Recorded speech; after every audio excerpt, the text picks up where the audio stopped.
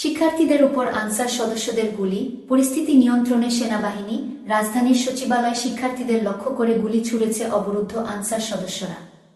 রবিবার 25শে আগস্ট রাত 9:45টার দিকে আনসার সদস্যরা শিক্ষার্থীদের লক্ষ্য করে গুলি ছুড়তে থাকে। এর আগে সচিবালয় এলাকায় আন্দোলনরত আনসার সদস্য ও বৈষম্যবিরোধী ছাত্র আন্দোলনের শিক্ষার্থীদের মধ্যে সংঘর্ষ শুরু হয়। এতে একজন আনসার সদস্যসহ কয়েকজন শিক্ষার্থীকে আহত অবস্থায় হাসপাতালে নিতে দেখা গেছে।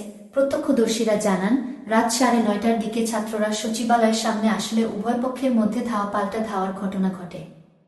এ সময় ইটপাটকেলের আঘাতে বেশ কয়েকজন আহত হন। পরে সেনাবাহিনীর সদস্যরা ঘটনাস্থলে এসে আনসার সদস্যদের সরিয়ে দেন। ওই এলাকায় উত্তেজনা বিরাজ করছে।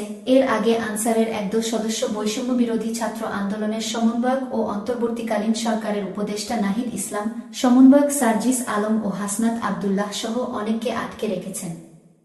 এমন খবরে ঢাকা বিশ্ববিদ্যালয়ের বিভিন্ন হল থেকে টিএসসির রাজু ভাস্কর্যে জড়ো হন শিক্ষার্থীরা। লাঠিসোঁটা হাতে হাজারো শিক্ষার্থীকে দৌড়ে সচিবালয়ের দিকে যেতে দেখা যায়। ছাত্ররা শিক্ষা ভবনের সামনে ও আনসাররা খাদ্য ভবনের সামনে অবস্থান নিয়ে ক্ষণে ক্ষণে সংঘর্ষে লিপ্ত হওয়ার খবর পাওয়া যাচ্ছে। এর আগে এক ফেসবুক পোস্টে সমন্বয়ক হাসনাত আবদুল্লাহ বলেন, সবাই রাজুতে আসেন। স্বৈরাচারী শক্তি আনসার হয়ে ফিরে আসতে চাচ্ছে। দাবি মানার পরও আমাদের সবাইকে সচিবালয়ে আটকে রাখা হয়েছে।